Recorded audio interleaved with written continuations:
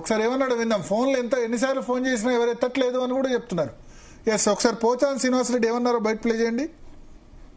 20 June నాడు Ponguleti శ్రీనివాసరెడ్డికి phone చేసిండు.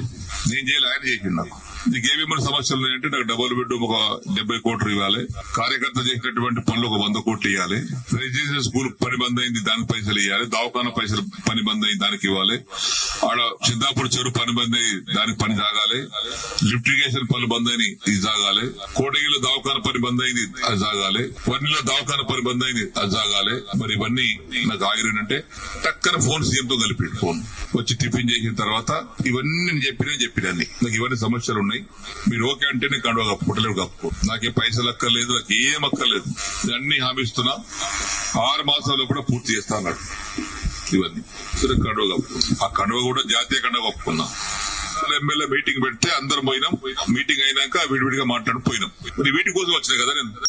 బట్టి గారు చిన్న దగ్గరికి లిస్ట్ మొత్తం తీసుకోండి, ఆ లిస్ట్ తీసుకొని 2 సార్లు ఇచ్చేయండి, ఒకసారి కాదు కానీ. ఇక పొంగులేటి గారు ఆ లిస్ట్ తీసుకోండి 2 సార్లు మీరు ఇచ్చేయండి.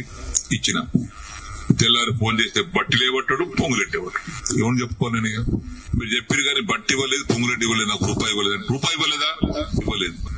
వేం నరేందర్ రెడ్డి గారు బయట పిల్లలను పిలిచిండు. వేమన్నా సీనన్న బాధపడుతున్నాడు, అది ఇంకా పేమెంట్ కాలేదట, నువ్వన్నా మార్చిలో కూడా 3 విడతలు ఇప్పి, సరే సరే ఆయన తీసుకుని ఆయన వెళ్ళిపోయాడు. తెల్లారి వేం నరేందర్ ఫోన్ చేస్తే ఆయన లేపడు. 50 సార్లు చేసిన ఒకసారి కాదు, 50 సార్లు లేపడు. రాజకీయ పరిణామాల వల్ల, కొంతమంది దౌర్భాగ్యాలు చేసినటువంటి బాధల వల్ల నేను కొంత నిర్ణయం తీసుకుని మారాల్సి వచ్చింది. నిన్న మీ ఎంబడి వచ్చి శంకుస్థాపన బొంపు చేసిన రవీందర్ రెడ్డి గారి ఇంటికి పిలిపించి నన్ను ఇష్టం వచ్చి తిట్టిండు, బండబూతులు తిట్టిండు. నువ్వు ఎమ్మెల్యే మరి ఎందుకు పోయినావు? నాకు అడిగి పోవాలి కదా. లేదు సార్, ప్రోటోకాల్ ప్రకారంగా పోవాల్సి వస్తుంది సార్. నేను లేదు, నాకు అడిగేదాకా పోతా వీల్లేదు, నువ్వు అడిగిపోవాలి. ఆ కాంట్రాక్ట్ పిలిపి పని బంద్ చేసి ఇక్కడ నుంచి పీకుర్రి. ఆ కాంట్రాక్ట్ పిలిపిస్తే వాడు భయపెట్టించి మొత్తం తట్టబడి వెళ్ళిపోయి అని చెప్పాడు. సో ఇది అంటే కాంగ్రెస్ లో ఒక సింగిల్ పాయింట్ ఆఫ్ కాంటాక్ట్ ఉండదు. ఇప్పుడు అక్కడ KCR, KTR, Harish Rao single point of contact. వాళ్ళు చెప్తే అధికారులైనా ఎవరైనా పని చేయాల్సిందే. కాంగ్రెస్ పార్టీలో ప్రతిసారి ముఖ్యమంత్రి దగ్గరికి పోలేరు, మిగతా వాళ్ళకి చెప్తే పనులు కావట్లేదు అని ఓపెన్గా చెప్పారు.